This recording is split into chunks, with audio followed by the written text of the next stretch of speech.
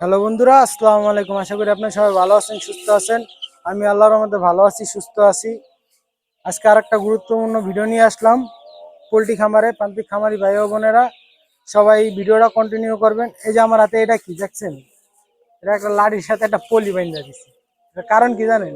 এটা কোনো খামারে খুব গুরুত্বপূর্ণ একটা জিনিস, হয়তো এটা একটা পলি আর একটা লাঠি। এই যে মুরগিগুলা সবসময় এই যে এভাবে লড়াইবেন, দৌড়াদৌড়ি করলে মুরগি যখন এভাবে দৌড়াদৌড়ি করে তখন তাদের অনেক খিদা লাগে।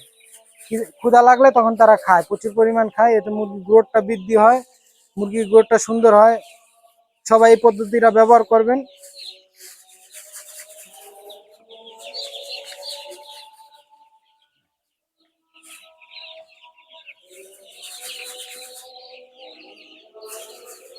এটা এক কথা একটা ব্যায়াম, ছোটখাটো একটা ব্যায়াম। মানুষ যেরকম ব্যায়াম করলে অনেক খিদা লাগে, আর আমি তো মনে করেন আঞ্চলিক শুদ্ধ সব মিক্স করি। আমার কথা যদি কারো ভুল থাকে অথবা আমাকে পরামর্শ দিবেন। আমার কথা অত সুন্দর না, সবাই আমার চ্যানেলটা সাবস্ক্রাইব করে দিবেন, লাইক কমেন্ট শেয়ার করে আমার পাশে থাকবেন। পরামর্শমূলক ভিডিও তো ওইভাবে আপনাদেরকে সুন্দরভাবে সাজায় বলতে পারি না, যতটুকুই বলি আলহামদুলিল্লাহ আপনারা ক্ষমা দৃষ্টিতে দেখবেন। এই দেন, এই যে দৌড়াদৌড়ি করছে, এই দেন দেখাও দিবা, এই দেন ক্ষুধা লাগছে দেখছেন।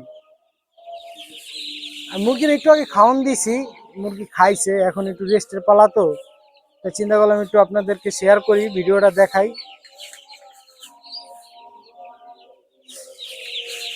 আর পোলট্রি মুরগির খামারের আশেপাশে কখনো আওয়াজ করবেন না, যেমন কাঠে তার কাটা মারা বা পিটাপিটি করা, তাহলে মুরগি অনেক ভয় পায়।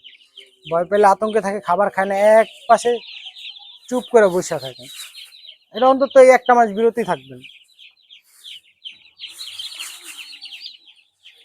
আলহামদুলিল্লাহ, তৃতীয় বেচের কয় টাকা লাভ লস হয়েছে ভিডিওটা এখনো করতে পারি নাই, হিসাব নিকাশটা হলে বসতে পারি নাই।